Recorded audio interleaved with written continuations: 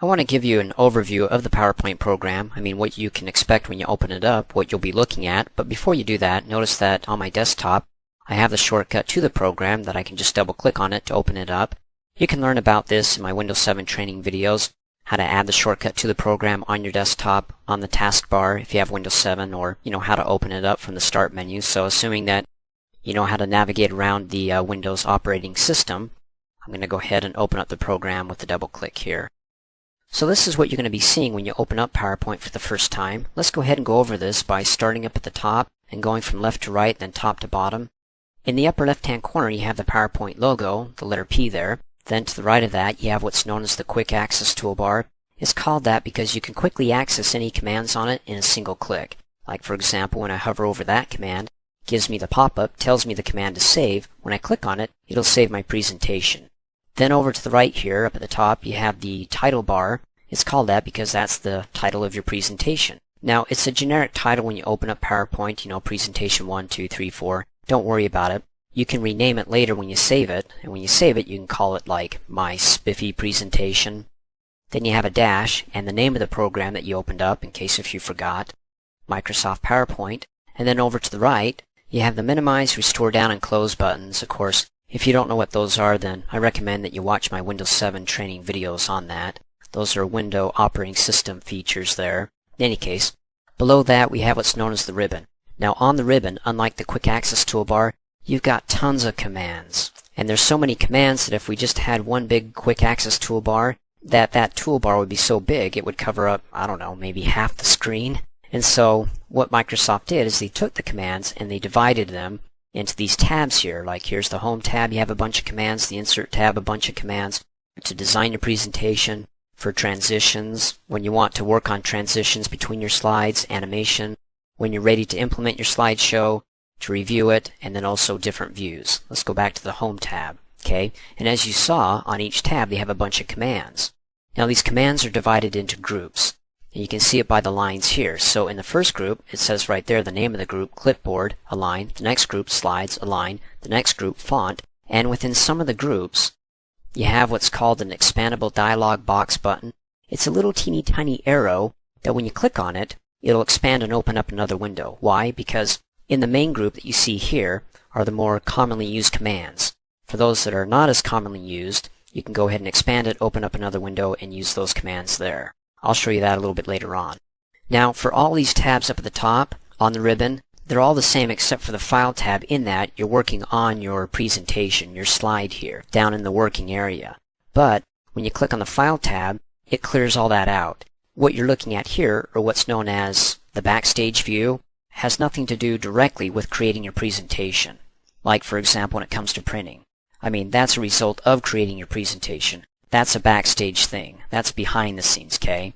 So when you want to go back to the front stage, as it were, to go back to working on your presentation, you can do it one of two ways. You can either come up here and click on the tab, like Design or whatever tab you want to go to. It takes you right to it.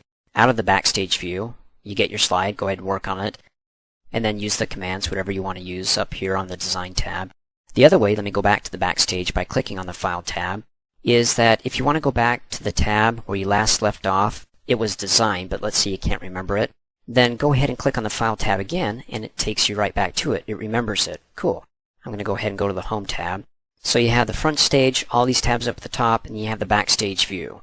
Then down below you have what's known as the working area, and it's divided into two sections. Well, this is the main working area. On the left-hand side, you have two tabs. You have the Slides tab and the Outline tab. You can create as many slides as you would like on Slide 1.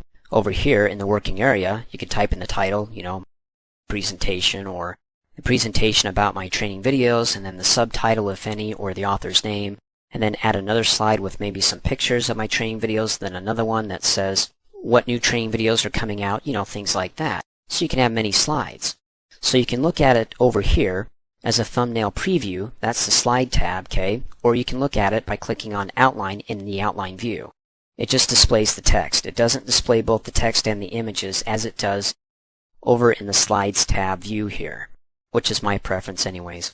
So you have a bunch of slides here. When you want to work on one, you can go ahead and select it, like Slide 2 would be here, click on it, And it'll take you to slide 2, update it over here in the working area, so it'd be slide 2. Go ahead and make some changes here, type in some text, wherever you want to do there, okay? And then below this, your working area, and the two different views for slides or outline, you have the Add Notes section here for each slide. They're also known as speaker notes, so if you desire, you can add your own notes on each slide or speaker notes to print out, and you can reference those during the presentation. So that way when you get to slide 2, you'll have the slide printed out, and below that you have notes. So as you're clicking through the slides, showing your audience, hey, I'm on slide 3, you can look down at your notes for slide 3 and go ahead and read it if you'd like. And then below that, you have what's known as the status bar. Like right here, it tells me what slide I'm on. I'm on slide 1 of how many slides? Well, I only have one slide, so I'm on slide 1 of 1. If I had 10 slides, it would say I'm on slide 1 of 10 slides. Or I can, go to slide 2, and it'll say I'm on slide 2 of 10. What theme is being used? In fact, if you want to customize this status bar, you can right-click on it. By default, everything is selected here or checked. The only thing you can do is remove the check and not have it available down here on the status bar, okay?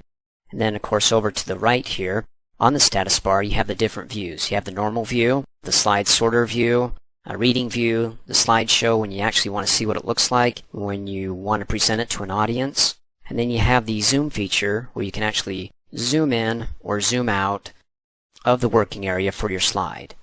So, if you click to zoom in and you want to focus a little bit closer on an image or something, and then you're done with that, then you can go ahead and click and drag the slider out here until you can see the whole slide. And then if you want to go back to fit the slide in the current window, which is the default, just click on it and it stretches it to fit the window there.